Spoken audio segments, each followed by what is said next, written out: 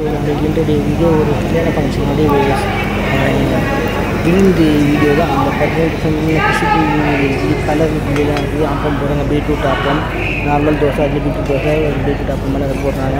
இப்போ மசாலா தோசை, அதே மாதிரி ஆப்பத்துலேயும் நிறைய வெரைட்டி, நார்மல் அப்பம், பீட்ரூட் அப்பம், கேரட் அப்பம், பார்த்தீங்கன்னா மண்டபம் பார்த்தீங்கன்னா